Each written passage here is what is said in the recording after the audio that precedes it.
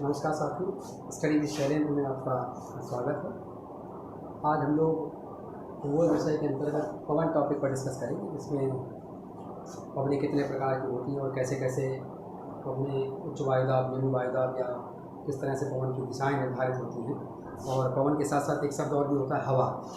पवन और हवा में बेसिक डिफरेंस क्या है ये भी जानना जरूरी है। परीक्षा में किस तरह से इस टॉपिक से महत्वपूर्ण क्वेश्चन बनते रहते हैं, तो आज लोगों को क्लियर से देखना है पूरा कि क्या पवन है क्या हवा है। सबसे पहले तो महत्वपूर्ण सब्जेक्ट ये है कि पवन और हवा, इन दोनों में बेसिक डिफरेंस क्या है। एक शब्द है पवन और एक शब्द है हवा। तो हवा का अर्थ क्या होता है कि उच्च वायुदाब से निम्न वायुदाब की ओर चलने वाली संवहन धाराओं को हवा कहा जाता है। यानी ऐसी संवहन धाराएं, गैसों की ऐसी संवहन धाराएं जो उच्च वायुदाब से निम्न वायुदाब को चलती हैं, उन्हें क्या नाम दिया गया है? हवा कहा जाता है। जबकि पवन का अर्थ क्या है? पृथ्वी की सतह के समानांतर, पृथ्वी की सतह के समानांतर या क्षैतिज चलने वाला संवहन धारा। यानी पवन और हवा का एक बेसिक डिफरेंस क्या है कि पवन का अर्थ ये होगा जो संवहन धाराएं पृथ्वी की सतह के समानांतर या क्षैतिज चलती हैं, वो कौन कहलाती है? पवन कहलाती है। जबकि हवा का अर्थ क्या है? उच्च वायुदाब से निम्न वायुदाब की ओर चलने वाली संवहन धाराओं को हवा कहा जाता है। यानी high pressure to low pressure, HP to LP जो भी संवहन धाराएं चलती हैं उन्हें किस नाम जाना जाता है? उन्हें हवा के नाम से जाना जाता है। हम लोगों के लिए मुक्ता परीक्षा में प्रश्न पवन से बनते हैं, तो पवन के लिए आपको देखना है पवनें मुक्ता कितने प्रकार की होती है, किन किन क्षेत्रों में पृथ्वी में इनका विभाजन किस प्रकार से किया गया है और उनकी अपनी कुछ विशेषताएं हैं जिनसे क्वेश्चन परीक्षा में बनते रहते हैं। प्रमुख क्वेश्चन अगर देखते हैं कि पवनें मुख्यतः कितने प्रकार की होती है, जैसे यहाँ मेंशन किया गया है मुख्यतः पवनें 4 प्रकार की होती हैं। सनातनी पवन, सनातनी का अर्थ होता है शाश्वत स्थायी पवन, इन्हीं को ग्रही पवन के नाम से भी जाना जाता है, यानी सनातनी, स्थायी या ग्रही पवन। दूसरे प्रकार की जो महत्वपूर्ण पवन है वो है सावधि पवन। उसके नाम से स्पष्ट है, सावधि, साधन अवधि। ऐसी पवनें जिनमें क्या इंक्लूड है? एक निश्चित अवधि साथ में चलती है।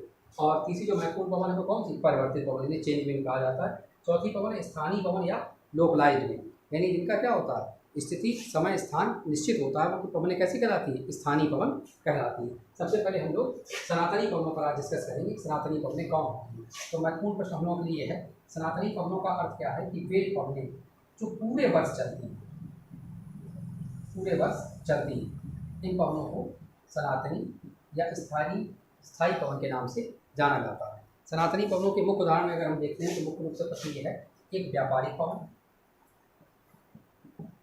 व्यापारिक पवन ये शब्द आपने सुना होगा, जिन्हें ट्रेड विंड के नाम से जाना जाता है। दूसरी महत्वपूर्ण पवन है ध्रुवीय पवन, ध्रुवीय पवन को ही पूर्वा पवन भी कहा जाता है, जिसे हम पूर्वाई कहते हैं। और थर्ड इंपॉर्टेंट एग्जाम्पल है पछुआ पवन, यानी वेस्ट विंड, पछुआ पवन।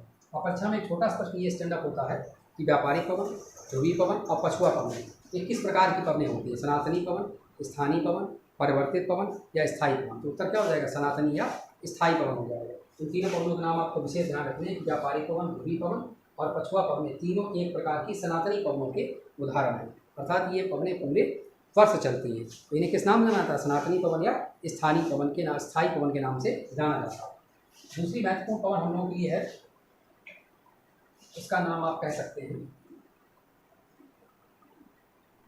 बहुत महत्वपूर्ण है, ये नहीं कि कितना हम लोग जान रहे हैं, महत्वपूर्ण ये है कि जितना भी जाना जाए वो कंसेप्चुअल होना चाहिए और उन पर आधारित प्रश्न परीक्षा में किस तरह से आते हैं ये जानना बहुत जरूरी है। दूसरी महत्वपूर्ण पवन कौन सी है? इस पवन का नाम है सावधि। जैसा पहले चर्चा हुई, सावधि का क्या हो जाएगा? साधन अवधि, अवधि के सहित, यानी वे पवनें जो एक निश्चित समय अंतराल पर चलती है, यानी इनके साथ क्या जुड़ा हुआ है? एक पर्टिकुलर टाइम पीरियड जुड़ा हुआ है, निश्चित समय अंतराल है, इसीलिए उन्हें नाम क्या दिया गया? सावधि पवन। जैसे आपने देखा होगा पोस्ट ऑफिस में RD डिपॉजिट होता है, रिकरिंग डिपॉजिट होता है, यानी क्या होता है? सावधि जमा खाता होता है, यानी अवधि इंक्लूड है। और इसमें महत्वपूर्ण अगर आप सावधि पवनों में देखते हैं तो एक महत्वपूर्ण पवन कौन सी है? जल पवन, जो केवल दिन के समय चलती है। स्थल पवन जो रात के समय चलती है। एक पर्टिकुलर इंटरवल है केवल दिन में और केवल रात में। इसी तरह भारत में वर्षा के लिए मुख्य रूप से उत्तरदायी पवन है, जिसे मानसून के नाम से जानते हैं। मानसून प्रत्येक 6 माह के पश्चात आता है, यानी अवधि क्या है? निश्चित है। मानसून भारत में लगभग 2 बार आता है और प्रत्येक 6 माह के पश्चात आता है। तो इसके लिए क्या कहा गया, इसे सावधि पवन के अंतर्गत रखा गया। इसी तरह से एक महत्वपूर्ण पवन है घाटी पवन, दिन के समय, और एक और महत्वपूर्ण पवन है पर्वत पवन, जो चलती है रात के समय। यानी छोटा सा आपके लिए प्रश्न ये है कि जल पवन, स्थल पवन, मानसून, घाटी पवन या पर्वत पवन किस प्रकार की पवनें हैं, तो इनका उदाहरण क्या हो जाएगा, ये एक प्रकार की सावधि पवनों का उदाहरण है। कभी कभी परीक्षा में ये प्रश्न रहता है कि जल पवन चलती है दिन के समय कि रात के समय, तो इनसे आपको क्या देखना है, जल पवन दिन के समय, स्थल पवन रात के समय, मानसून प्रत्येक 6 माह के अंतराल पर, घाटी पवन केवल दिन में, पर्वत पवन केवल रात में। और इन सभी पवनों को एक निश्चित अवधि होने के कारण किस नाम जाना जाता है, सावधि पवन के नाम से जाना जाता है। अगली महत्वपूर्ण पवन पर आए देखें हम लोग, तो तीसरा जो महत्वपूर्ण स्टेप है वो शब्द है परिवर्तित पवन। ये बहुत महत्वपूर्ण, वर्षा और वस्तुओं के निर्माण में की बहुत महत्वपूर्ण भूमिका होती है, जैसा आप इन नाम से जानते भी होंगे। परिवर्तित पवन का अर्थ क्या है, वे पवनें जिनकी स्थिति और दिशा दोनों क्या होती है, अनिश्चित होती है।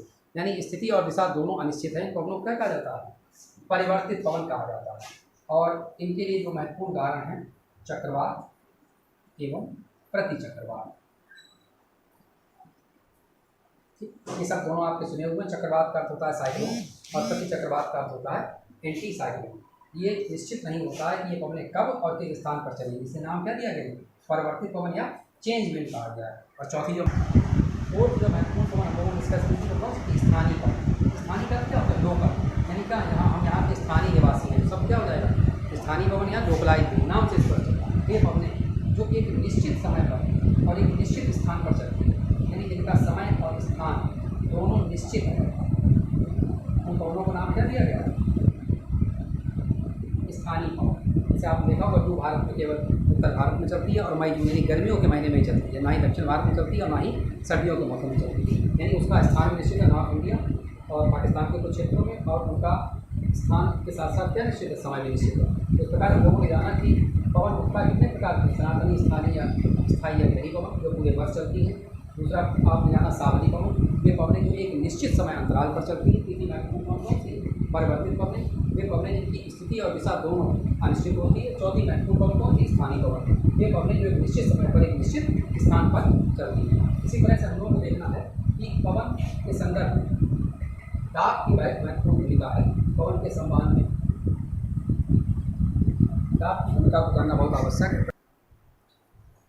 अब जैसे ये चर्चा हुई थी कि हवा क्या है, उच्च वायुदाब से निम्न वायुदाब, जैसे आपसे पहले डिस्कस हुआ HP to LP, यानी हाई प्रेशर से लो प्रेशर की ओर चलने वाली संवहन धाराओं को हम लोगों ने हवा के नाम से जाना था। तो महत्वपूर्ण शब्द ये है कि उच्च वायुदाब पर पवनें परस्पर मिलती हैं, यानी उच्च वायुदाब पर पवनें परस्पर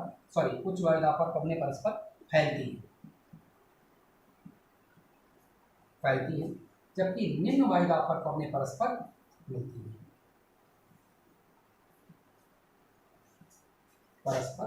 जैसा कि आपको ग्लोब में दिखाया गया है कि पृथ्वी पर भूमध्य रेखा पर निम्न वायुदाब पाया जाता है, जिसे हम भूमध्य रेखीय निम्न वायुदाब के नाम से जानते हैं। और यहाँ पर आपको पवनों की दिशा दिखाई जा रही है कि यहाँ पर निम्न वायुदाब पर पवनें परस्पर मिलती हुई दिखाई दे रही है, जबकि उच्च वायुदाब पर पवनें परस्पर फैलती हैं। और जहाँ पर पवनें परस्पर मिलती हैं, उस पवनों के मिलने के इस प्रक्रिया को अभिसरण कहा जाता है।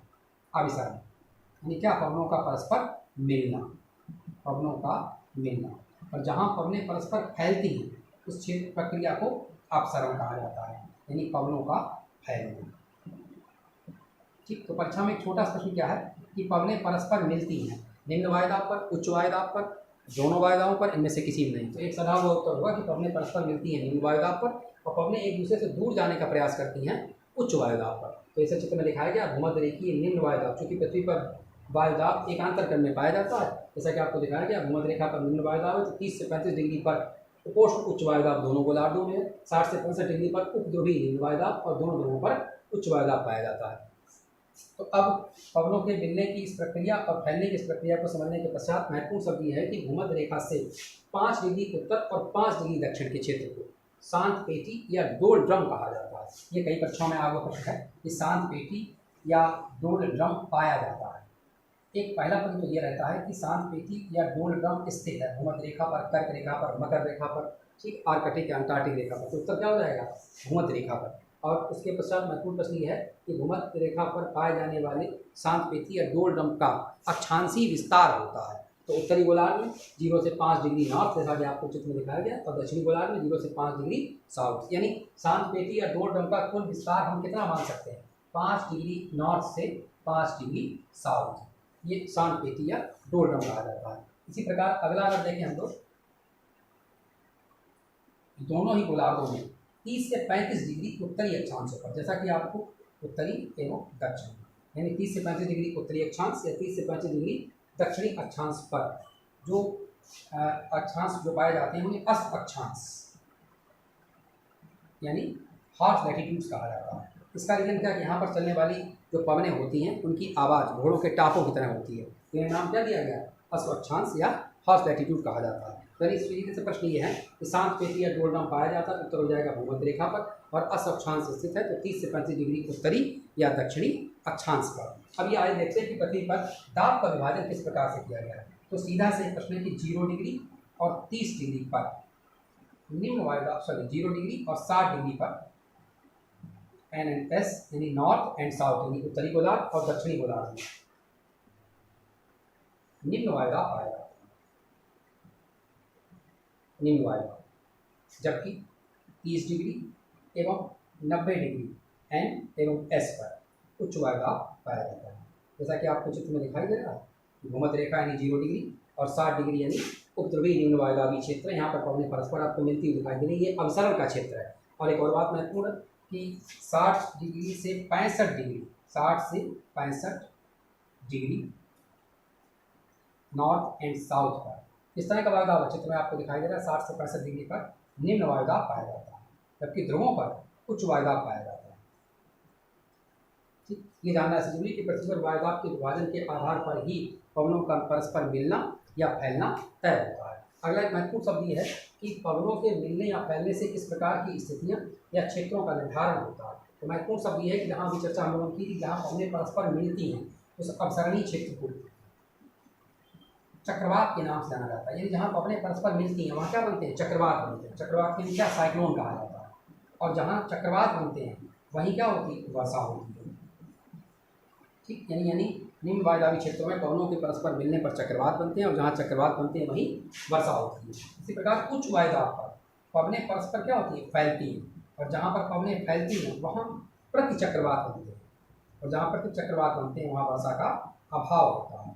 इसी कारण विश्व के जो अधिकांश मरुस्थल हैं वो प्रति चक्रवाती क्षेत्र में ही स्थित है। यानी वर्षा होने के लिए उत्तरदायी पवन किसे मान सकते हैं आप? चक्रवात को। और मरुस्थल के लिए उत्तरदायी पवन कौन सी मानी जा सकती?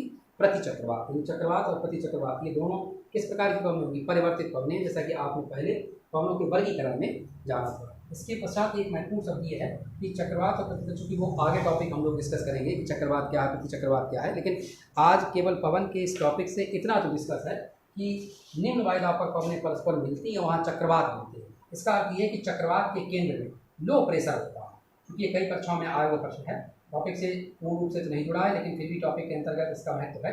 यानी प्रश्न क्या है कि चक्रवात के केंद्र में किस प्रकार का वायुदाब पाया जाता है? तो उत्तर क्या हो जाएगा?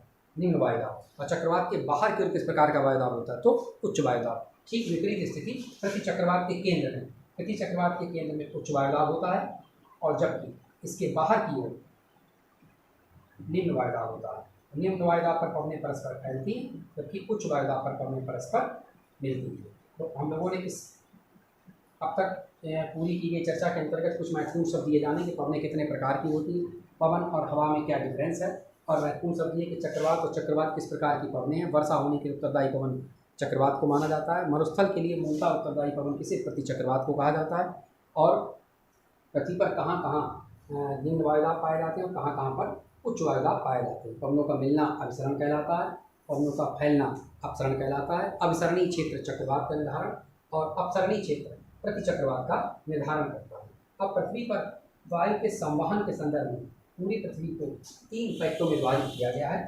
0 डिग्री से 30 degree north and south, 30 degree से 60 डिग्री नॉर्थ एंड साउथ, और 60 डिग्री से 90 डिग्री नॉर्थ एंड साउथ।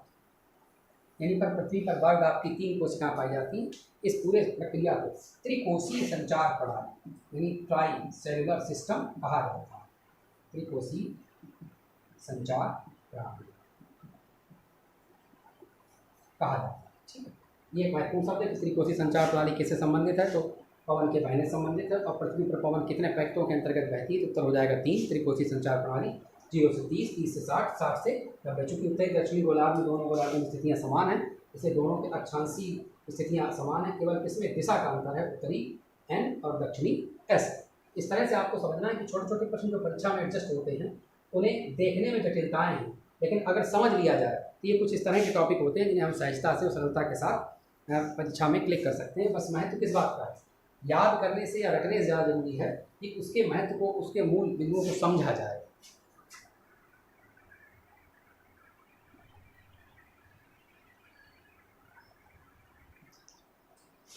अब एक और शब्द है, तो पवन पर अगर चर्चा होगी तो एक बहुत बड़ा नाम फिरल और फिरल सिद्धांत। परीक्षा में पूछा जाता है कि फिरल सिद्धांत संबंधित है पवन से, वर्षा से, चक्रवात से या मरुस्थलीय परिस्थितियों से, तो उत्तर है इससे पवन से संबंधित है।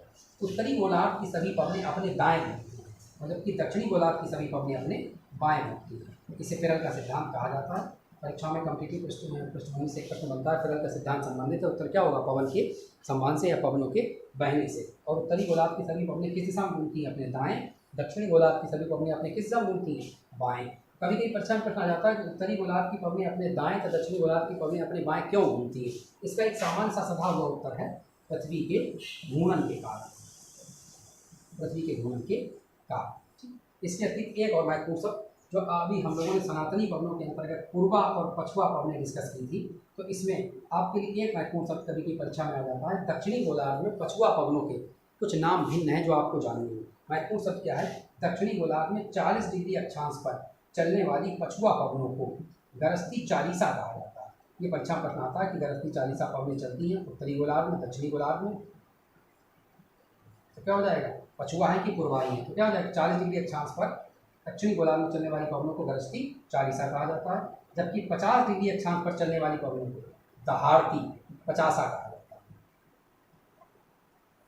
और 60 डिग्री अक्षांश पर चलने वाली और पछुआ पवनों को चीखती साठा कहा जाता है, चीखती साठा। यानी थंडरिंग 40 है, रोअरिंग 50 है और क्रॉलिंग 60 है। आज के लिए पवनों में इतना ही रखते हैं। इसके पश्चात अगले दिन पर हम लोग डिस्कस करेंगे अगले टॉपिक पर। तब तक आप इसे तैयार करें और अच्छे से इसके क्वेश्चंस किस प्रकार से परीक्षा में पूछे जाते हैं उसे पूरा एडजस्ट करने का प्रयास करें।